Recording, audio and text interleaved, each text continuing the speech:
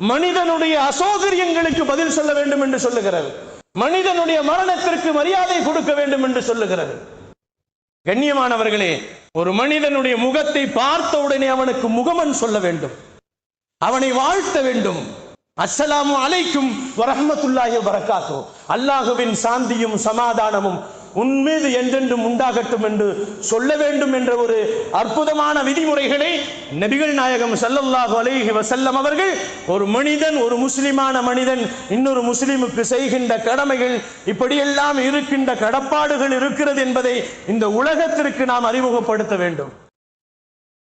மாணவர்களே, அல்லாஹ்வின் நல்லடியார்களே, ஒரு மனிதன் இன்னொரு மனிதனுடைய ஜனாசாவிலே கலந்து கொண்டால் அதுக்கு என்ன அர்த்தம் என்று சொல்லுகின்ற நேரத்தில் அவனுடைய பாவத்திற்காக வேண்டி இவன் பிரார்த்தனை செய்கிறான் என்று சொன்னார்கள் பெருமான் ஸல்லல்லாஹு அலைஹி வஸல்லம்.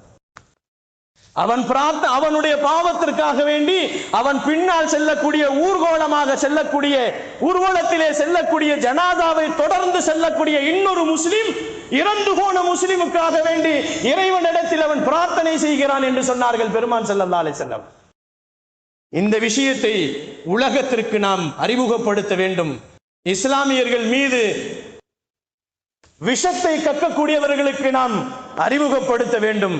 நபிகள் நாயகம் ஸல்லல்லாஹு அலைஹி வஸல்லம் அவர்களின் சஹாபாக்களின் மரணங்களை பார்க்கின்ற நேரத்தில், அவர்கள் விருப்பப்பட்ட மரணங்களை பார்க்கின்ற நேரத்திலே நமக்கெல்லாம் ஒரு ஆசையாக இருக்கிறது.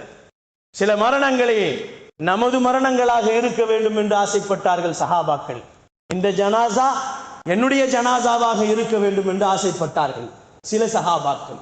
ஹுபைப் ரலியல்லாஹ் உடலெல்லாம் துண்டிக்கப்படுகிறது, உடலெல்லாம் இரத்த காயங்கள். அவரை குற்றுயிருமாக குலை உயிருமாக படுக்க வைத்து ஒரு கேள்வி கேட்கிறான், இந்த இடத்திலே உன் முகம்மதை கொண்டு வைத்துவதற்கு உனக்கு இடம் முடிக்க முடியுமா என்று கேட்கிறான்.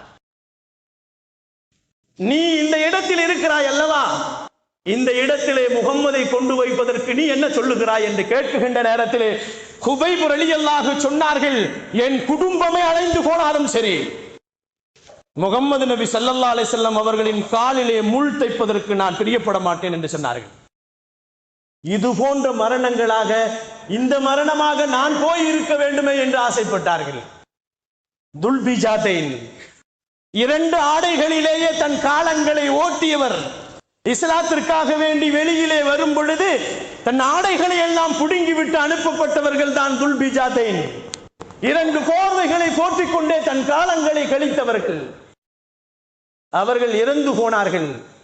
பெருமானார் ஸல்லல்லாஹு அலைஹி வஸல்லம் அவர்கள் தங்களுடைய